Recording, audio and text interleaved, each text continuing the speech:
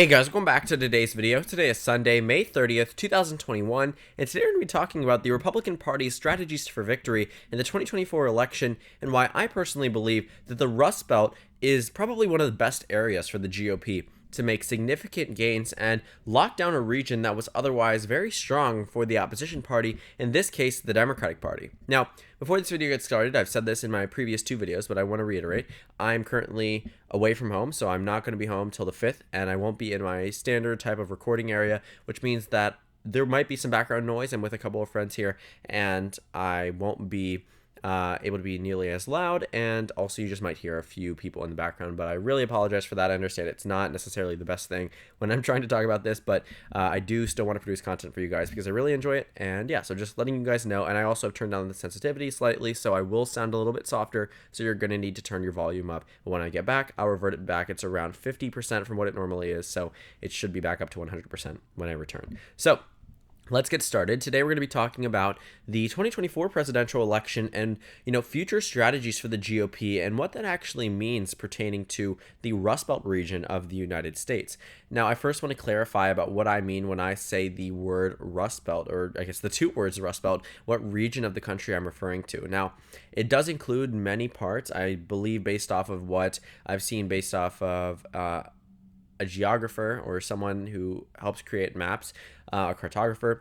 We've seen Pennsylvania, New York, West Virginia, Ohio, Indiana, parts of Kentucky, Illinois, Michigan, and Wisconsin included, but there might be some other parts that should be or could be included as well. But for what I'm worrying about, it's essentially just, Pennsylvania, parts of West Virginia, slim parts of Kentucky, Ohio, Indiana, Illinois, slim parts of Wisconsin, Michigan, and that's sort of that Rust Belt, and a little bit of New York as well. That's where we're really getting into the Rust Belt, but only a few of those states are actually swing states and actually candidates are willing to compete over and go visit for the sake of potentially winning a state. So I've characterized all of the states that went to Donald Trump in the 2020 election, not 2016 election, and now we're going to characterize all of the states that went to Joe Biden. And then we're going to start going through all of the states that could eventually be Republican lockdown states and how this would actually be very good for the GOP if they were to invest heavily in a region and possibly even give up some of the southern region at the expense of the Rust Belt being solidified for the GOP. Now, the 2016 election marked a monumental shift in our current electoral map and our current electoral trends. For, decades, the Democratic Party had a lockdown on the Rust Belt. In 2012, Barack Obama won Pennsylvania by 5, Michigan by 10, Wisconsin by 7. 2008, it was even better. Pennsylvania by 10, Michigan by 17, and Wisconsin by 14. So the margins of victories for Democrats leading up to the 2016 election seemed insurmountable for the GOP. In 2004, even when George W. Bush won re-election and won the popular vote as the only Republican to win it in the entirety of the 21st century, still, John Kerry won Pennsylvania by 3, Michigan by 3, and Wisconsin by 0.4. Even in 2000, Al Gore, who had an even closer election, Pennsylvania went to the Democrats by 4, Michigan by 5, and Wisconsin by 0.22. At that point in time, we had a number of other swing states. Oregon was decided by less than half a percentage point. Iowa was decided by less than half a percentage point as well. And Vermont had only gone to Gore by 9.9%. And it was just a very weird election. Tennessee only went red by 4 points. West Virginia by 6 points. So it was a very weird time for the American electorate. But one thing was consistent, that the Rust Belt hadn't gone as a unison with all three, or at least the competitive three, Pennsylvania, Michigan, and Wisconsin, towards the GOP in, a long time. The last time all three went together was in 1984, with Reagan winning Wisconsin by 9, Michigan by 19, and Pennsylvania by 7. So even when Reagan won in landslide elections, Pennsylvania and Wisconsin seemed to be pretty solid, still for Reagan, but not as solid as surrounding states, which means that, Barack Obama was able to outperform Reagan in Wisconsin and outperform Reagan in the state of Pennsylvania as well. So, looking at the 1988 election, that was when we saw George H.W. Bush win the state of Pennsylvania by 2 points, win Michigan by 8, but lose the state of Wisconsin. Then from 1992 onward, a single, out of the three states had never gone to the GOP. Even in 2012, when Paul Ryan, the vice presidential nominee, was a representative from the state of Wisconsin. In 2016, however, Donald Trump made history. If you look at the compared elections, 2012 versus 2016, you'll see Wisconsin swung 8 points, Michigan by 10, and Pennsylvania by 6. They were super significant swings in favor of the right wing, and there were a couple of other areas that swung as well. Ohio swung by 11, Iowa swung by 15, a number of significant shifts across the nation. So 2024 will be quite interesting, but I think if the Republicans were to try to replicate Donald Trump's victories, they might actually be able to deny Democrats the presidency through such a strategy. Had the Rust Belt gone to Donald Trump in the 2020 election, he would be president of the United States today. He would have been on the way to a second term. And what I want to point out is that while there are very few Rust Belt swing states, if Republicans can lock it down, that will be very impactful and will have surrounding impact. As I have this color here, which is yellow, it says Rust Belt swing states. And Rust Belt swing states essentially are these 4 states in the Rust Belt that I truly believe will be the most competitive, or the ones that are sought out for by both political parties. Democrats and Republicans spend tens of millions of dollars, potentially hundreds of millions over the next couple of elections in these 4 states alone. I mean, they're worth fighting for. All of them are 10 electoral votes or more. And the similar influence states are the states that I'm going to denote in the color purple. Essentially states in the surrounding region that aren't necessarily deemed to be Rust Belt states, but will have some type of impact based on the results of the election results in Wisconsin, Michigan, Pennsylvania, and Ohio. And those are actually only 2 states. Those are Minnesota and the state of Iowa. 2 states that are typically competitive. Minnesota won to Clinton by 1.5%. Trump won the state of Iowa by 8 points in the 2020 election. So they aren't the best states to consider to be swing states, but I will say that sometimes they're close, sometimes they're not, and they have gone back and forth in history. Minnesota actually has the longest streak of voting with the Democratic Party since 1976, actually, but still, it has gotten a little bit competitive. Even in 2020, it got competitive in the Senate race, and on the presidential race, it went to Biden by 7 points, but I will say that it definitely could be competitive in the future. And so for this Republican strategy in the Rust Belt, it would require them to spend a lot of time focusing on this region in particular, a lot of time with the white working class. And what that essentially means is that they would be spending all this time and outreach and effort to drive up white turnout across the states. And as I talked about in my video actually this morning, the demographic breakdown shows that amongst every racial group, everyone except for white voters backs the Democratic Party. And that's what the Republican Party would be reliant on in the Rust Belt. Well, why would the Rust Belt even be a region that could be deemed to be solid for the GOP? Well, I want to show you exactly what's happened over time. Looking at the election results, yes, the Rust Belt has been close, but one thing that you might need to take a look at more specifically is the city population, the amount of people in Milwaukee, Wisconsin, or the amount of people in Detroit, Michigan, or the amount of people in Philadelphia, Pennsylvania.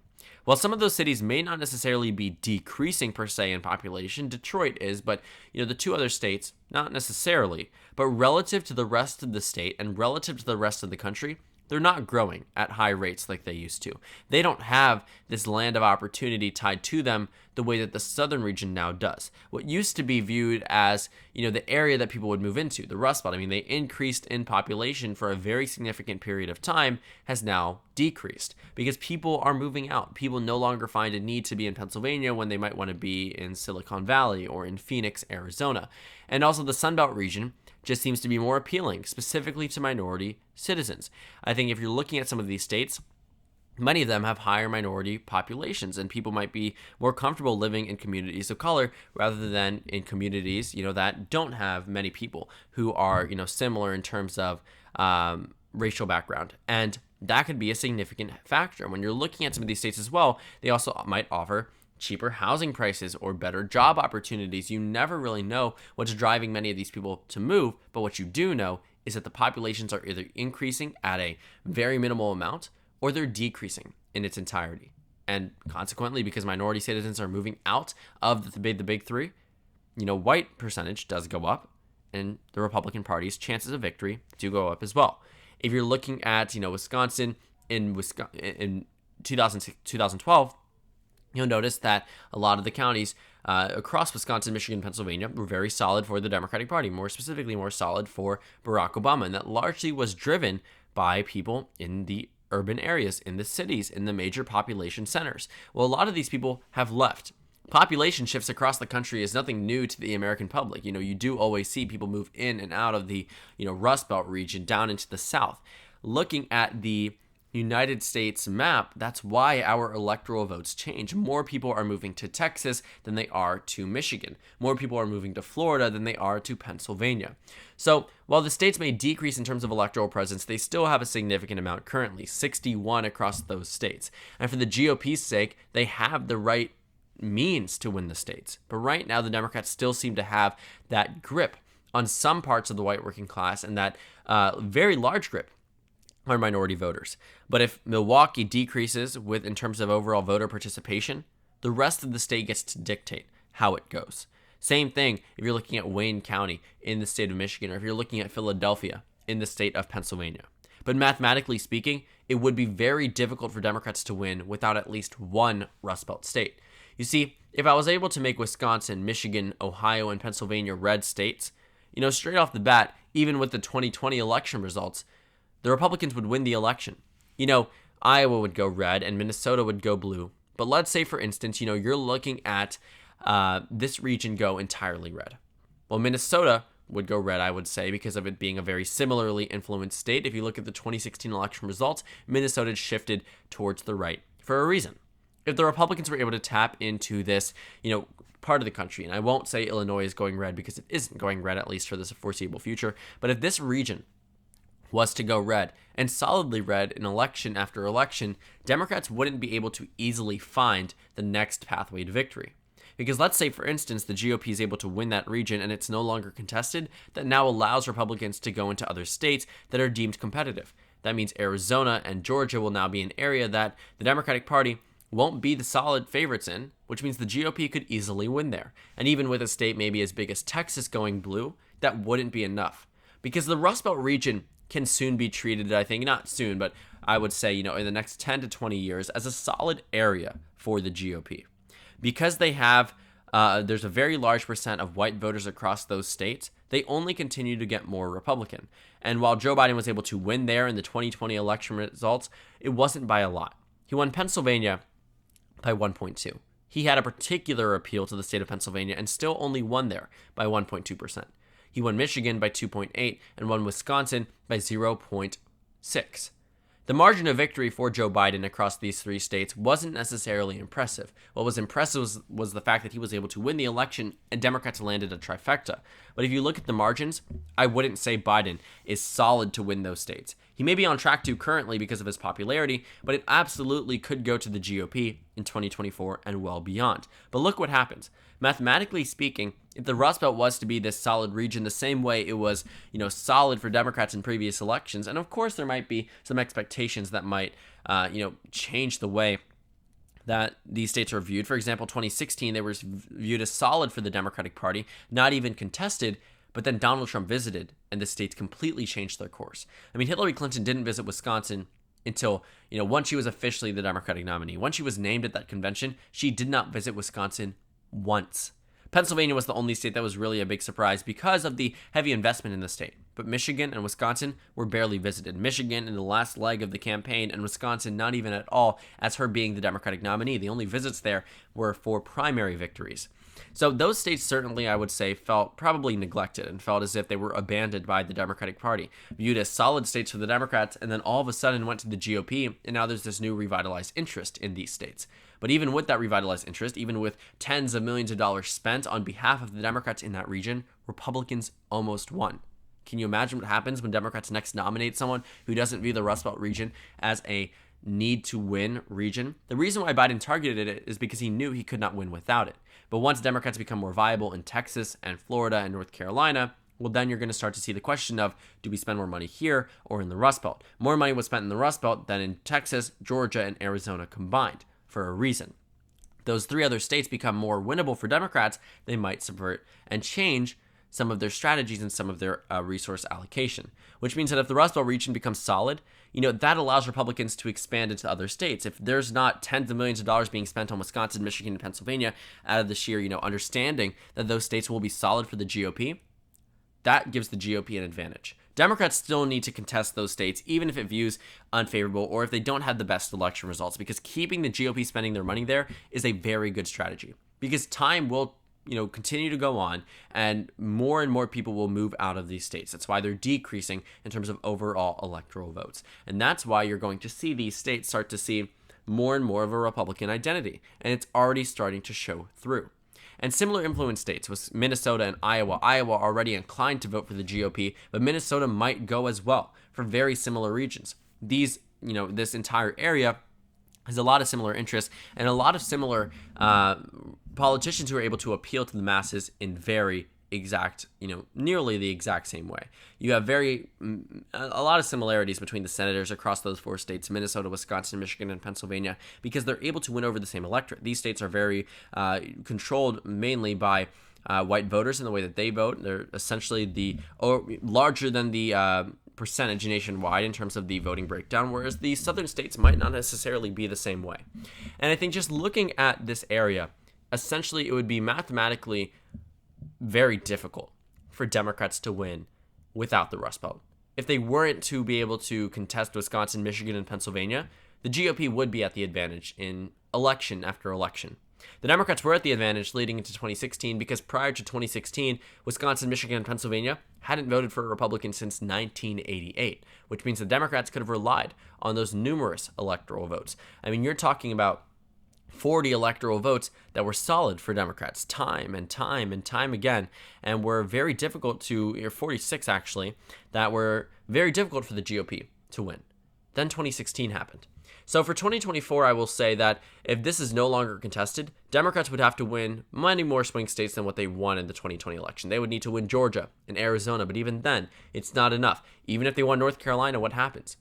Republicans still win because of that Rust Belt region. They would need Texas or Florida, which might prove to be even more difficult because Arizona, Georgia, and North Carolina were more for Biden than Florida and Texas were.